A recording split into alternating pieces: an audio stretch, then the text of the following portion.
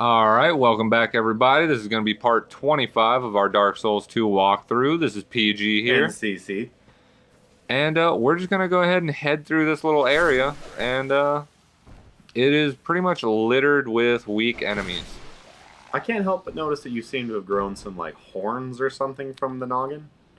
What is this? What's happened? Okay, the horns are from the Gwir, or the Gwirum, Guirum. which are basically like a little warrior race. They're kind of like Vikings, except useless. Oh. And Alright. that's the horn set that you get from the one that carries a flail. And Classiest of the weapons. my robes are the robes of the Hexer. Who you just finished murdering. It's still got that fresh blood scent. That's what I love about it. It's like when you first get your clothes out of the dryer and they're still warm. Except warm with another man's blood. Exactly. Kind of like our dryers. You should probably stay away from fire though. I hear blood is flammable. It is. I also have the Hexer's gauntlets on, but I have rusted mammoth leggings, which make my feet look like big elephant feet. So you're just a stompy motherfucker wearing another man's. Bloody robes, yes. Ooh. I just Oh, look at that! Look how handsome you are, though. Yeah, Somehow you pull it off. I look adorable. With your big old stompy boots. Alright, so we're gonna shoot this guy over here because he has a bow and arrow, which is a definite sign of him trying to snipe me. What a sniping whore. Not Wesley Snipes, but, you know, still pretty dangerous. Nobody likes a sniper. That's true. Quit camping. Alright, so we're gonna come through here. Now, this area is dark, and this is another cool part of Dark Souls 2 that you don't have in Dark Souls 1, and that is the ability to change the lighting in a room. Just kind of based on whether or not you're smart enough to slap a board. Boom, light. What? And boom, light. And this guy scared the shit out of me. All of a sudden the door starts shaking and breaks. What the fuck? He got me pretty good. I did not see that coming. Did you squeak a little out of fear? No, but I immediately tapped almost all the buttons on the controller to get my guy to let go of the door. Ah! Alright, so we got a couple more hand. guys over. I had jazz hands for like a good 2 seconds. Jazz hands. Trying to get away from that goddamn door. Dukes. Because in Dark Souls, when a door starts to shake and It's never good. it's never like, hey, there's a whole secret party back here. Come get unlimited life gems and souls. Check it out. Somebody spawned too many bunnies and now they want to love you. Yeah, you don't get to cuddle bunnies. It's never cuddly bunnies.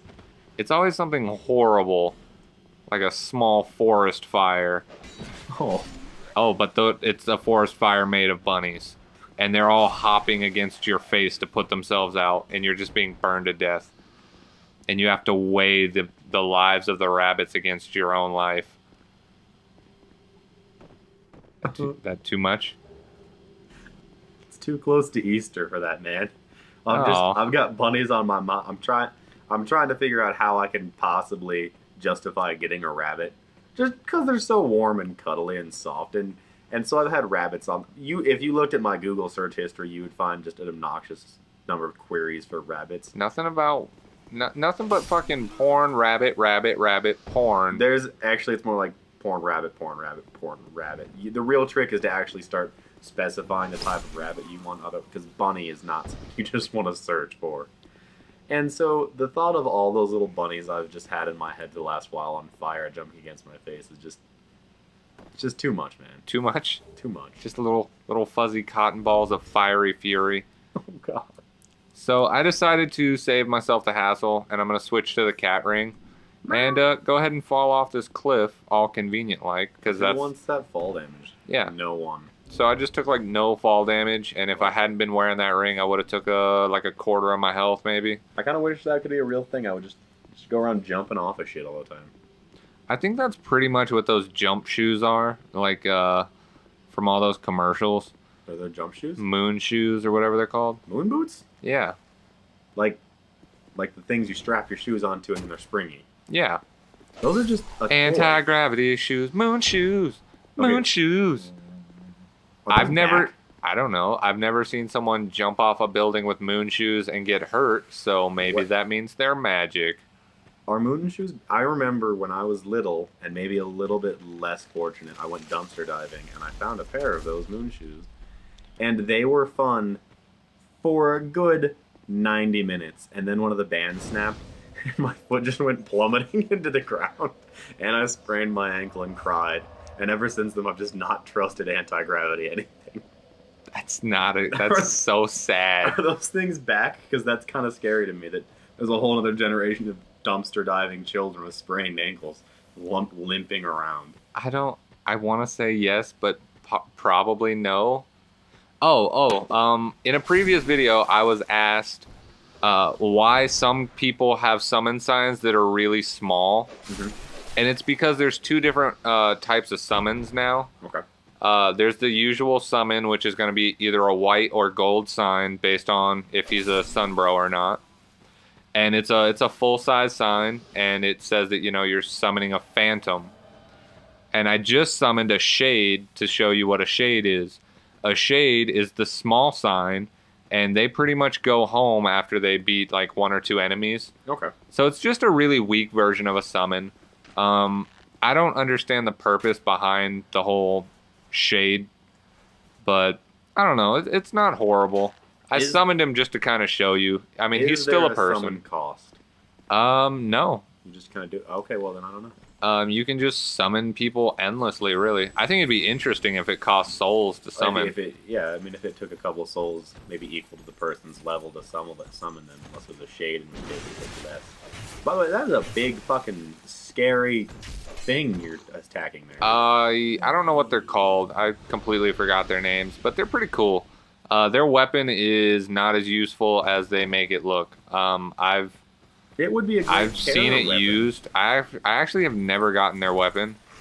I've seen it used in PvP, and it's just not as cool as you would think it would be. I would not want it coming out of the darkness at me, though. That's true. I'm just walking down a little dark hall. All of a sudden, hey! Scythe's just fucking coming for you. Yeah, pretty much. Alright, so I've kind of tried to not kill anything to let the shade do the killing. Just to see how it goes. Yeah, no. So that you can see how easy it is for a shade to come in and achieve whatever they needed to and then go home. And he has killed one butterfly and two of those big forest guys, and he got task complete and went home. So shades are fucking terrible because they're outstandingly useless. Do they have... Now, do normal summons have like a reduced attack power or something? No. When you're summoned, you're still your entirely full, well-made character. It's really just a matter of if you get summoned as a phantom, there is like a limited amount of enemies you can kill now when you're a shade, or if you're like a blue. I don't think it applies to sunbros though. I think a sunbro can literally run through an entire area and kill everything all by himself and not get sent home. Well then, those exhaust my options for what you might gain by being a shade instead. Maybe you have a short attention span and this is just all you can handle. When you help someone in Dark Souls now as a shade or as a real summon, you get a little token that proves that you helped people, and it helps you get things in one of the covenants, I think. Because it shows you're not a dick. Yeah, it just shows that you're being a good guy. So being a shade reduces the amount of enemies you have to kill to get your little victory achieve and get your little token that you helped people. So I think that's why some people choose to be shades, is so that they can get that little token faster. I could be totally wrong, but that's just my theory for right now. I'm sure there's a reason that will become immediately apparent and make you go, oh! Yeah, just something completely obvious. Right. So what are we doing now? My only mission left in this video is to open the door right here, because my favorite NPC in the entire game is just chilling in there. Ooh. So we're gonna ignore that cave, which is spooky, and we're just gonna go ahead and go over here. Nobody likes the spooks. Nope. Alright, so this guy kind of walked up on me first like he was a badass, and then he started to run, which comforted me a little bit. I was like, how does he know that he's so cool? But these are just little rogues, little undead rogues. They seem to not be giving you much trouble. Not really. My main issue is you can get ambushed by them, and you can get poisoned by them. So if you so if you come into this area unprepared, you can end up poisoned and getting ambushed. So it's really just kind of, you know, making sure you know what you're doing. I will admit that like 1 minute from now, I'm going to be shooting arrows at a Titanite salamander, and he jukes the shit out of my arrow without even looking and runs away, and I have to come back and kill him later. Oh. So I successfully fail at killing these lizards on camera. I cannot kill these lizards to save my goddamn life. Alright, so there he is, out there in the grass. I shoot once, shoot twice, correct with a little bit left, and he zigged right out of instinct and just disappeared into the mist. It's like they know. I don't know. Maybe he was looking backward on his camera and saw me. I don't even know what these things are, so. They're little Titanite salamanders, and they don't attack you. All they do is run away from you. The trick is to kill them before they get away. Yes. The and Titanites are for upgrading things? Yeah, you upgrade weapons and armors with Titanite, and they drop a variety of Titanite, ranging from Twinkling Titanite to Mundane to Poison. All the Titanite you need and want in the game, they have the ability to drop. Oh, fun. Yeah, it's pretty helpful. Now, are you just blasting that guy's face off for funsies? Or do you actually have to go I looked over the cliff and kind of hoped that the salamander would be there, but he totally wasn't. He sallied his way out of there. Yeah, he's pretty much an asshole. I hate him so much. I think you'd probably get along with an actual salamander, though. They're pretty adorable. And then I would strap a giant ruby on its back and be like, look, he's the Titanite salamander. Just like one of those big dumb like chaos crystals that you get from like a Sonic Happy Meal. I know for a fact you can actually order like big hand-sized chaos. I just juked the shit out of that arrow. I liked it actually. That was very good. It was pretty impressive. I just wiggled in place and it worked, and I was like, is this the secret to the game? Wiggling? Yeah. Like a noodle. Everybody needs to wiggle every once in a while. Commence the wiggling. Alright, bam. We got the key. Time to go free my best friend. You gotta have your besticles. Yeah. He has not only a badass name, but he has some pretty cool dialogue. And he's a little sort of kind of maybe possibly totally fucking crazy. Yay! I like me a good crazy. He's a little crazy. Like what kind of crazy? Like throws an orange at you crazy? Like obsessed with revenge crazy. Oh, the best kind of crazy. Obsessive crazy. Yes. Is that why he's locked in here? No. He set a trap and accidentally sprung it on himself. Oh, yeah. Oh. His name is Creighton.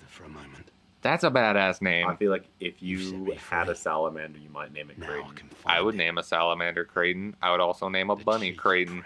Creighton the bunny. Yeah. And, alright, so basically what he says is, you know, hey, my name's Creighton of Mirrah. I've been wandering around, you know, just kind of killing things because that's what I do. Pretty sure killing things is hone your blade. Well, you know, that's what happens when you kill things. You get better at killing things. Right. Ask Jeffrey Dahmer. Didn't he have a belt made of nipples? I don't want to say yes, but I don't want to say no. Also, wasn't he the guy that got married during his own thing? Sure. Bitches love crazy people. I don't know. Little stupid things I've learned at some point or another. It wouldn't surprise me. Now, Creighton is going to rope you in again and again, and you're just going to be like, wow, who could he possibly hate this much? Right. And then he just finally tells you, hey, it's Pate, that really helpful guy that you met at the beginning of the game, who also kind of mentioned that he stole and or borrowed the ring that his friend had before his friend went and got himself killed. Ooh. So Pate was a little suspect from the start. He was a little shady from the get-go. Yeah, especially because he looks like Patches from Dark Souls and from Demon Souls. Who admittedly was pretty fucking sketchy. He was a pretty bad guy, but Now that we know Pate is a bad guy, and because I love Creighton so much, Obviously, you're going to side with him. yeah. Later on in the game, it becomes an option to side with one of them. Oh. So we just learned how to fist bump, and of course, the first thing I want to do is fist bump. Well, you better set that to your taunt list. Yep, and fist bump. I like this a lot. I think it's pretty cute. I like that. That's a nice little touch right there. Alright guys, so that's going to be the end of episode 25. We freed our friend, and now he's gone forever. Team Creighton. Oh yeah. Alright guys, see you in the next video. Yeah.